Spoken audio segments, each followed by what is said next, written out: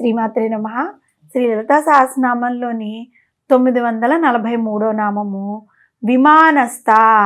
ఈ నామానికి అర్థం ఏంటి అంటే విమాన అంటే విమానమునందు, స్థా అంటే ఉండునది. జగన్మాత విమాన స్థాయిలో ఉంటుంది అని అర్థం.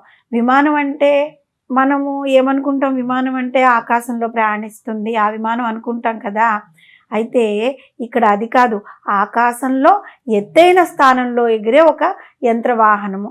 మనం ఈ విమానంలో కూర్చుని ఆకాశంలో ఎంత ఎత్తుకు మాత్రమే కొంత ఎత్తు వరకు ఎగురగలుగుతాం కదా.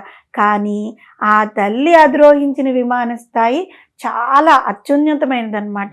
మనం ఊహించలేం, అంత ఎత్తులో ఉంటుంది ఆ తల్లి. మామూలుగా ఆకాశంలో సంచరించే విమానాలు కదా. మన పురాణాల్లో కనుక చూసినట్లయితే విమానాలు అనేవి పురాణ కాలం నుంచి కూడా ఉన్నాయి.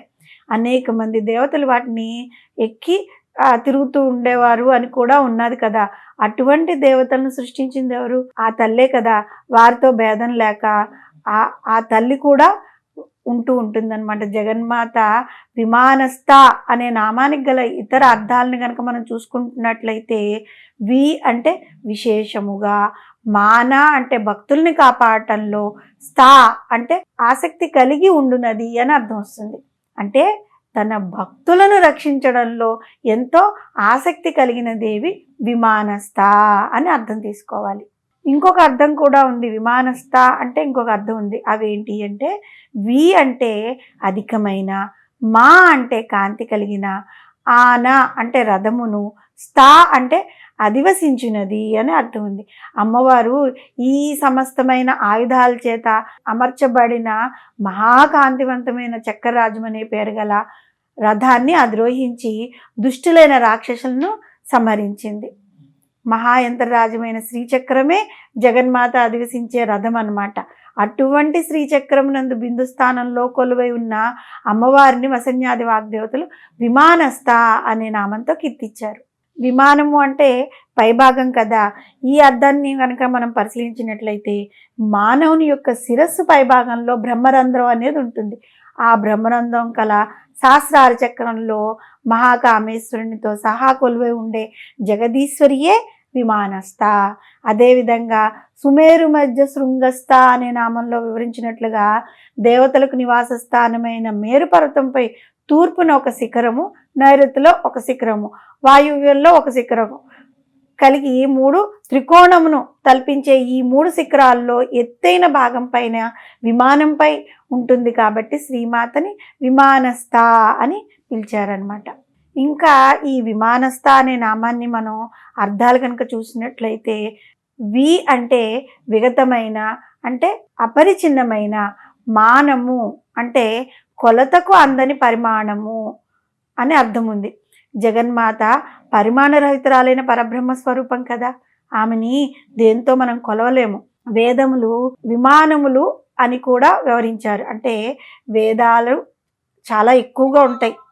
వాటిలో అర్థం కనుక మనం గ్రహించినట్లయితే మన స్థాయికి అవి అందవు. కాబట్టి వాటిని విమానములు అని వివరించారు.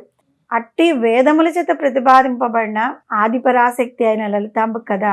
మరొక అర్థం కనుక మనం తీసుకుంటే, వి అంటే విశిష్టమైన వేదములకు విరుద్ధములు కాని, మానేషు అంటే ప్రమాణములందు ధర్మస్వరూపముగా ఉండునది. 14 విద్యలైన పురాణ మీమాంసుల్లో ధర్మస్థానంగా ఉండేది పరమేశ్వరి అంటే ధర్మాదులే దేవీ రూపాలుగా మనం ఇక్కడ తీసుకోవాలి. వి అనగా విశేషమైన మానము అంటే కొలతలు కలిగినది అని అర్థం. ఈ సమస్త విశ్వంలో కొలతలన్నీ కూడా పరమేశ్వరి స్వరూపాలే కదా. గ్రహాలు దేవతలను వైమానికులు అని వ్యవహరిస్తూ ఉంటారు. ఈ వైమానికులు పరిభ్రమించే కాలములు చాలా ఉన్నాయి. రాశి చక్రమును ఒకసారి పూర్తిగా చుట్టి రావడానికి చంద్రునికి 1 నెల కాలం, సూర్యునికైతే 1 సంవత్సరం, బృహస్పతికి అయితే 12 సంవత్సరాలు పడుతుంది, శనికి 30 సంవత్సరాలు పడుతుంది. ఈ కాలమానములన్నీ కూడా విమానస్థ అని కీర్తింపబడిన అమ్మవారు ఏర్పాటు చేసినవే కదా.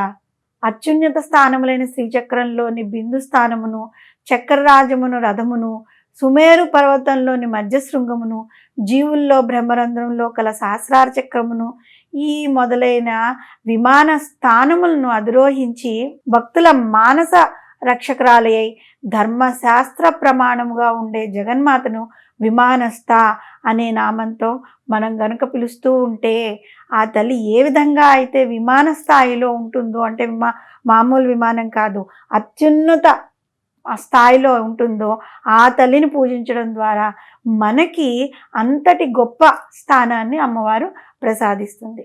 శ్రీమాత్రే నమః.